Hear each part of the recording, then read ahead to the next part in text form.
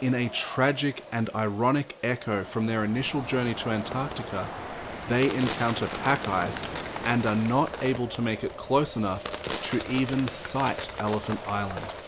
After several attempts to find safe passage, Shackleton was forced to turn back. We made many interesting geological and scientific discoveries and had many narrow escapes throughout the whole time. Having done a work that has resulted in great advantage to science, and for the first time returning without the loss of a single human life. And throughout all this, I was helped by a party of men who were regardless of themselves and only thinking of the good of the expedition.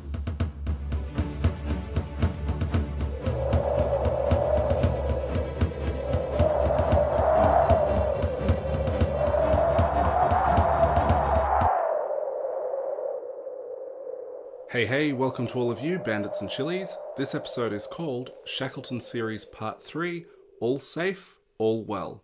Before we get into today's episode, I want to start with a correction from the story thus far. This is something that was confusing me a lot, and I'd run through it a few times, and it just didn't seem to add up. Percy Blackborough, the stowaway, he brought the total number of the crew up from a planned 28 to a total of 29. However, in all references to the numbers of the men after that point, I kept finding that the number of the crew was 28, or added up to 28. I assumed that this was because he was a miscount. I forgot to carry the one. Which one? That one, the one that stowed away. But no, actually, what had happened was that there was another member of the crew that left.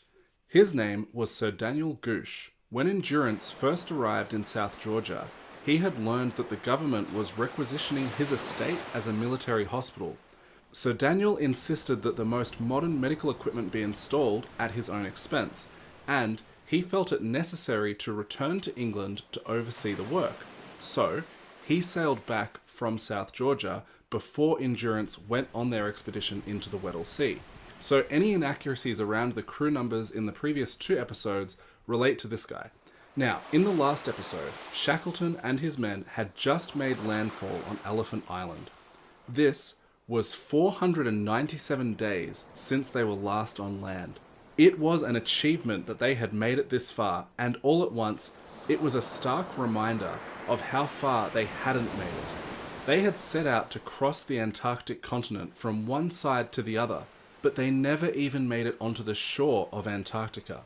Nonetheless, they had survived a harsh Antarctic winter aboard their ship. Then they had survived on the ice floes as their ship sank, and now they spent the best part of a week sailing 3 lifeboats across the unforgiving waters of the Weddell Sea to reach Elephant Island. They had done extremely well to survive against the elements, and it was also a psychological victory that they had managed to work cohesively together as a team throughout the whole ordeal. Shackleton kept his finger on the pulse with each of his men's mental state. Threats from within could be just as dangerous to a man or even the whole crew as blizzards, cracking ice, or rough seas. They were not without incident. In fact, there was a threat of mutiny at one point. After Endurance had been abandoned and they were trying to sledge supplies across the ice floes and snow, McNish, the ship's carpenter, refused to follow orders. He disagreed with the strategy and argued that since Endurance was sunk, his obligations to the chain of command were no longer valid. He was the only member of the crew without a military background, and Shackleton didn't take his insubordination lightly. McNish would have normally been correct, but there was a specific caveat in the men's contracts of engagement in the event that the ship was lost or sunk. And even though McNish represented some of the fears and sentiments of the crew, the men remained ardently loyal to Shackleton, and so McNish fell back into line. He couldn't simply go it alone. We'll come back to him later, because between building that coffer dam or internal hull as in the last episode, and his handiwork in this episode, McNish is one of a handful of crew members that it could be said were essential to everyone's survival. He even wanted to scrap Endurance before she sank and use the materials to build a brand new, smaller ship. He trusted his craftsmanship, and he saw that as their best way out. But on this too, he had to follow orders and go where the numbers were. with the group. The point of highlighting this tension is that the balance of authority, leadership, and effectively executing a solid plan all need to come together. Yes, the ice, the water, the waves, and the blizzards could have killed them, but they could have also easily brought about their own demise from not maintaining proper purpose in daily routines, structure in the chain of command, and cohesion in both supporting the group as well as each individual. Their journey was far from over. Making it to Elephant Island was a significant victory, but they were still completely isolated from the rest of the world. Elephant Island is not inhabited by humans. Only elephants live there. Sorry, just kidding, I couldn't help myself. But the reality was that it was now mid-April, and they were once again past the autumn equinox, and were now losing about 45 minutes of sunlight per week. This is less extreme than when they were further south this time the year prior, but nonetheless, the Antarctic winter is coming quickly.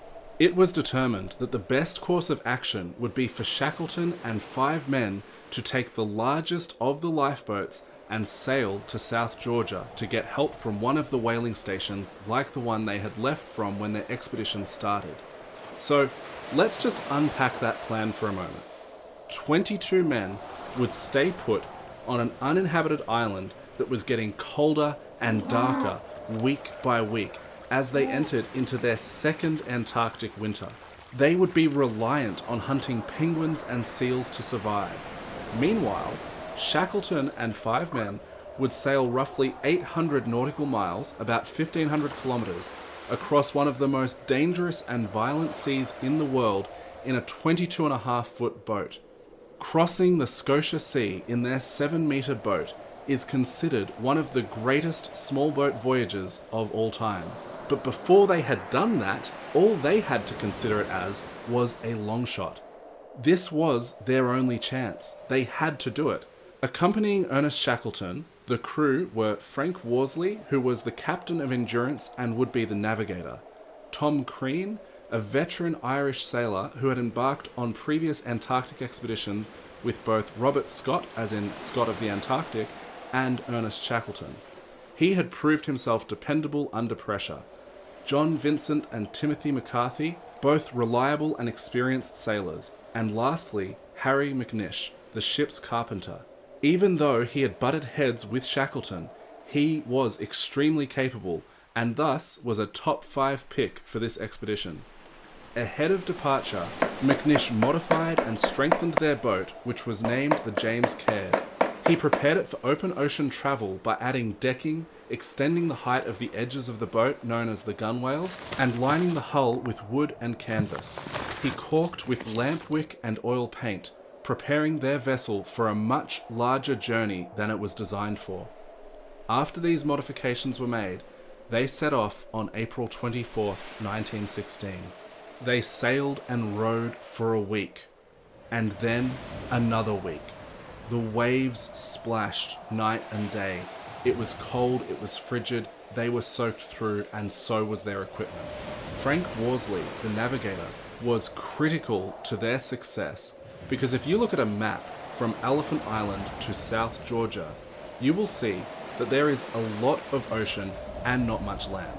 South Georgia, as a target, is about 150 kilometers wide.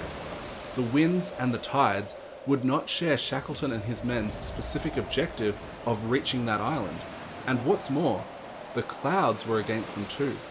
Frank Worsley was trying to navigate, and to do that, he would need to find their position by the stars. During the whole journey, the clouds only parted enough that he could see the stars for navigation 3 times. 3 times! Imagine that you are in an unfamiliar place, either stuck out in the bush or even in a city that you don't know well.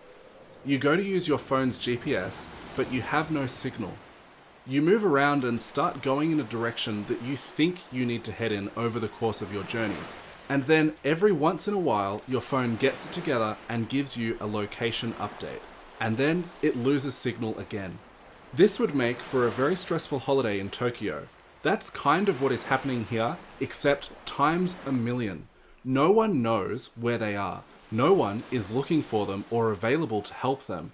As they row, as they sail, as the waves splash up over their boat and drench them further, the tides are also drifting them, and so, with only 3 opportunities to take note of their position, Frank Worsley manages to navigate them after 16 days in a vicious sea on a tiny boat, all the way to King Haakon Bay, which is on the southwest coast of South Georgia. Wow, they've made it. Except, no one is here. There is no civilization on this side of the island. They are still as isolated as they were back on Endurance, frozen in the pack ice. They are still as cut off from the world as when they were drifting on the ice floes. They might as well still be stuck on the shore of Elephant Island as far as the whalers of South Georgia are concerned. They are no more saved now than they were before. They are roughly 35 kilometers away from the nearest whaling station as the crow flies. But since they cannot fly, they either need to climb rocks, ice, and snowy mountains to trek to the other side of the island, or they need to recoup and sail around the island. The sailing distance would be roughly 160 kilometers, and neither their boat nor some of the men seemed up to that task. Trekking across the island, on the other hand, was an unblazed trail. There is no path. The interior of South Georgia was completely unmapped. No one had ever crossed the island before. The mountains, glaciers, and passes were uncharted and unnamed. They had no idea where the highest mountains would be or how high they would be. They could only guess the rough distance between their landing point and their destination based on the scale of the map. But they were plotting a course over the white space of the map, stepping into the void, the complete unknown. They didn't know whether the terrain was impassable or climbable at all. The word decision has the etymological root meaning to cut off. Other words that stem from that same root include incision, scissors, caesarean, decimate, pesticide, and homicide. When you make a decision, a real, genuine decision, it is at the expense of all your other options. When you decide, you cut off all of the alternatives. That is what they were faced with here. 3 of the men in particular were in terrible shape: McNish, Vincent, and McCarthy. So the decision was made to attempt to cross over the island, and by making that decision, they cut off their alternative option of sailing around the island because they used the nails from the boat as makeshift snow spikes for their shoes.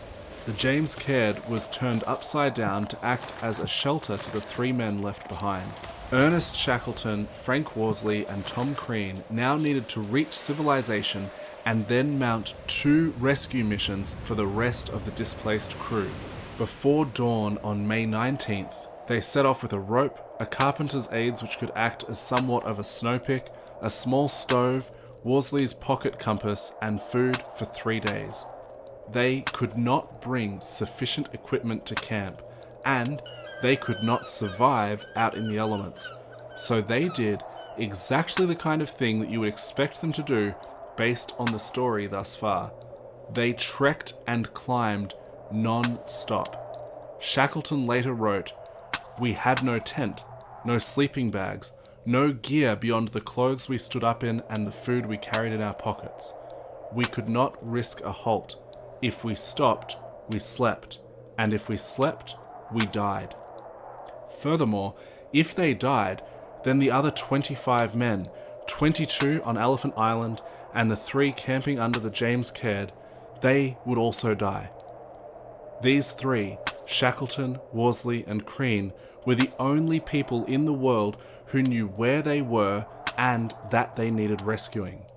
They climbed ridge after ridge after ridge in the dark and fog, guessing directions by intuition and the position of the moon. Each exertion forward came with the risk of a dead end from which they would need to backtrack at a cost of time, energy, and strength. Each climb risked death, and each step risked injury, and any injury under these conditions was not very far away from death. After about 36 hours without rest, they heard the whaling station's steam whistle, a sound they described as the sweetest music ever heard by mortal ears. They finally descended into the valley overlooking Stromness Bay around 7 a.m. on May 20th, and they saw the whaling station below, smoke rising from the chimneys, the first sign of civilization they'd seen in nearly 18 months. When they staggered into Stromness, they were extremely dishevelled. They are filthy with unkempt beards, wearing tattered clothing and coated in soot and grease from their blubber-burning stove. Shackleton later wrote that they looked more like savages than civilized men. I'm sure that the smell was probably reflective of that too. For this reason, and for the shock that it would be to the whalers to see anyone emerging from the island's interior, Shackleton sends Tom Crean ahead of himself and Worsley so as to not alarm anyone by all appearing at once. Tom Crean stumbles into a hut and 2 Norwegian children see him and run away screaming. This frightful sight of a strange man appearing in one of the most isolated places in the world, in a village where these children would have known everybody. The kids rush off to find their parents, their siblings, anyone. Who is this madman? Maybe he's an escaped convict. Maybe he's a ghost or a monster. Tom Crean was probably just as uneasy around the children. These were the first people, aside from the crew of Endurance, that he had seen in 532 days. But they wouldn't be the last. Crean then met up with a group of astonished whalers, and between his croaking voice, his broken Norwegian, and their limited comprehension of English, they can hardly believe that he is telling them that there are survivors from Endurance. Shackleton and Worsley catch up, and the whaling station master says, "Who the hell are you?" To which Ernest replied, "My name is Shackleton." The manager then says, "Well, are you not dead?" The men are then brought inside and given food, warm baths, and beds. Worsley collapses from exhaustion soon after eating. Shackleton begins dictating rescue plans almost immediately. Then he leaves his request for a ship with the station manager and goes to bed. The unimaginable rest that they must have rested. The Stromness whaling station would have felt like an otherworldly palace. They are given clean clothes and afforded the opportunity to regain their strength. Shackleton asks, when did the war end? And is shocked to learn that the war, which had just begun as their expedition started, was still raging. He is trying to place himself in the context of the world's news. Shackleton was a patriot. Quite possibly, he had spared time to worry about the war that he was not to be a part of. Was Great Britain in trouble? He and his men had been waging their own battles and war, but all the while, what was happening to the civilization that he hoped to return to? A few days later, Shackleton accompanies the Norwegian whalers on a ship around the northwest side of the island to rescue McNish, Vincent and McCarthy from their shelter under the James Caird. Shackleton, McNish, Vincent and McCarthy are reunited with Worsley and Crean back at the Stromness whaling station where Worsley and Crean had remained to recover. It is now late May, and the weather conditions, as well as the availability of ships, stand in the way of rescue efforts for the men stranded on Elephant Island. None of the vessels available at the whaling station are well equipped for a journey across the Scacia Sea. Shackleton chartered a steamer, and along with Worsley, Crean and some whalers, they headed for Elephant Island, roughly 1,500 kilometers from South Georgia across the Southern Ocean and the Scacia Sea, in the unfavorable, dark winter conditions. In a tragic and ironic echo from their initial journey to Antarctica, they encounter pack ice and are not able to make it close enough to even sight Elephant Island. After several attempts to find safe passage, Shackleton was forced to turn back. His second attempt fares better, even though it is now June and winter's grip is strengthening. Shackleton gets close enough to actually see Elephant Island, but still, the pack ice forces him to retreat. He is so close, and the 22 men on Elephant Island weren't able to see him and to know that rescue was coming. He hadn't made it to the side of Elephant Island that they were on. On Elephant Island, the men maintained strict discipline with their rations and worked to maintain their makeshift shelters as best they can. Frank Wild had been the second in command of Endurance, and he was left in charge of the men on Elephant Island. Initially, Wild estimated that they would have to wait only 1 month for rescue, and he refused to allow long-term stockpiling of seal and penguin meat because this, in his view, was defeatist. As the weeks extended well beyond his initial optimistic forecast, Wild established and maintained routines and activities to relieve the tedium.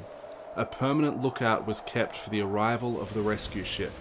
Cooking and housekeeping regimes were established, and there were hunting trips for seals and penguins. There were growing feelings of despondency as time pressed on with no sign of rescue. The toes on Blackburrow's left foot became gangrenous from frostbite. The ship's surgeons, Macklin and McRoy, worked by candlelight in the hut shelter that had been created by upturning their 2 lifeboats and placing them on low stone walls. By means of canvas and other repurposed materials, the structure was made into a crude but effective shelter. The ceiling was 1.5 meters high. This was their camp. This was their place of survival. And today, June 15th, 1916, survival for Blackburrow meant using the last of the chloroform in their medical supplies and amputating the toes of his left foot. In July, Shackleton tried a 3rd time to mount a rescue for his crew. This time, as with the first attempt, he couldn't even get close enough to see the island. Fierce storms in the dark winter wielded sea ice like a weapon. Roughly 100 miles away from the shore, Shackleton had to turn back a 3rd time. He didn't actually know how many, if any, of the men were still alive. Likewise, they had no way of knowing if Shackleton had even made it to South Georgia. On Elephant Island by the 23rd of August, it seemed that Wild's no stockpiling policy had failed. The surrounding sea was dense with pack ice that would halt any rescue ship. Food supplies were running out, and no penguins were coming on shore. One of the men, Thomas Audleys, wrote in his journal, "We shall have to eat the one who dies first. There's many a true word said in jest." Perhaps Blackburrow became concerned that the men might remember Shackleton's joke about eating the stowaway first. Wild began to plan their own escape using the 2 boats that they were sheltering under, since rescue seemed to not be coming. But before they could act on that, they saw a ship. The men quickly rallied to make themselves known, to get the attention of this passing vessel. Then they saw a smaller boat coming from the ship. Then they saw a shape on the boat, and the shape was Ernest Shackleton. Shackleton said that there was not a sound from the men on the shore. They stood motionless, gazing at us. Then, as we drew nearer, they raised a cheer that made the welkin ring. I had to look this up. Welkin is a term for the sky or the heavens. So he was saying they didn't just raise the roof, their voices raised the heavens. "Are you well?" Shackleton shouted as they approached the shore. "All safe, all well," Wild replied. They weren't really all well. Some of the men were in pretty bad shape. Men wept openly. Hardened sailors who had survived against all odds in extreme conditions blubbered like children. They could release now. It was like an emotional exhale. 137 days. That's how long those 22 men had been on Elephant Island. 634 days. That is how long it had been since those 22 men had seen anyone else aside from the crew of Endurance. As the men made it onto their rescue ship, immediate attention was given to the sick and injured. Some of the men were so weak they could barely stand. Warmth, food, beds, clean clothes, coffee, medical supplies. This humble transport across the waves back to England would have felt more luxurious than a first-class berth on the Titanic, which, incidentally, sank 4 years prior to the crew of Endurance's return journey home.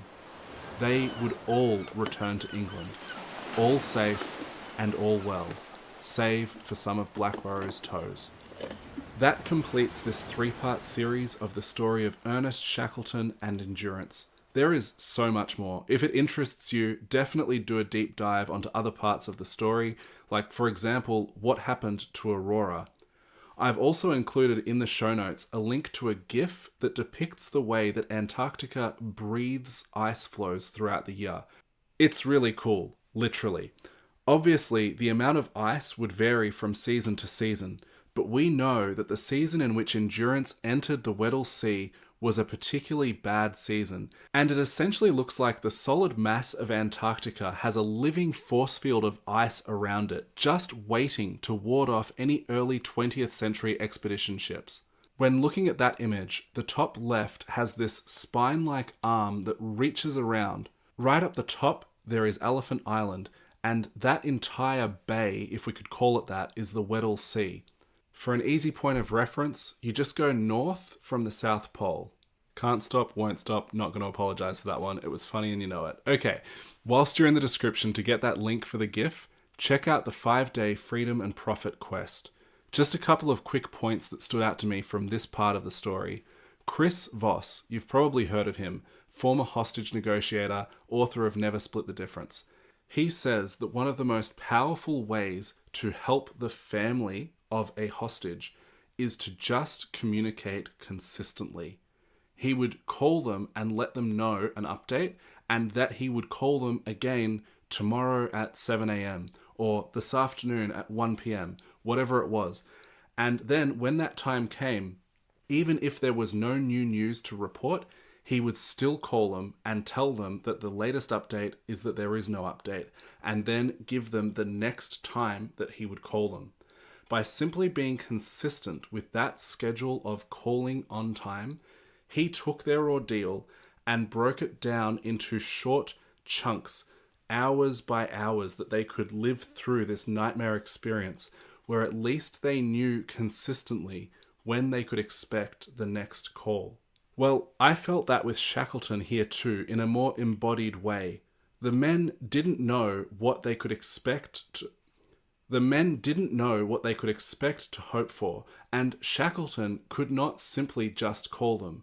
But they trusted that Shackleton said he would return, and so he would return. I mean, sure, they were getting ready to take their own chances and go on their own, but only after more than 4 months, when they expected him to arrive in 1 month. They had confidence that he would return for them. When you can't give people certainty about results, give them certainty about your character and how you are going to show up. Also, you have to act as though you believe that things might work in order for them to have a chance at working. If Wild and the men on Elephant Island had given up on rescue, then likely they would have died on the island before Shackleton could return to them because they weren't looking after themselves properly, having lost hope. Or they would have died trying to make the same insane journey that Shackleton had made in the open sea, but with even smaller boats. Take, for example, a large contract opportunity for your business. If you are not even open to the possibility that you could win that contract, then you simply won't. You will disqualify yourself before the contest has even started. Likewise, with hiring great employees. If you don't maintain the belief that you can find a great fit for this or that specific role, then that will become a self-fulfilling prophecy. Lastly, make deposits of goodwill in good seasons, because if you need to make a withdrawal, you don't want to be overdrawn. Over these 3 episodes, we've seen lots of deposits of leadership and relationships that Shackleton made. He sacrificed his expensive watch. He sacrificed the warmest sleeping bags. He paid time and attention to each of his men along the journey. Then things got hard and tensions were high, and some withdrawals were made.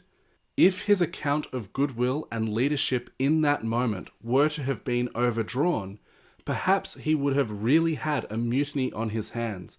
And if that had actually happened, it is almost certain that everyone, Shackleton included, would have never made it home alive. But his balance with his crew was firmly in the green, even in the tough seasons, because he had proven himself to consistently have their back. The thing about difficult seasons is that they rarely announce themselves in advance, so the only way to prepare for them is to make that kind of vigilance and goodwill depositing an aligned part of your nature. That's it. Have an awesome day. Make someone else's day awesome. I love you just the appropriate amount. Take whatever is weird and then take a healthy step backwards from that line. If it's weird, you're the weirdo. Catch ya. Bye. Hey, if you enjoyed this, check out the brand new Freedom and Profit Quest and get your own customized map from where you are to where your business is going. Chart your course at warplan.au/coffees and krakens. Link in the description.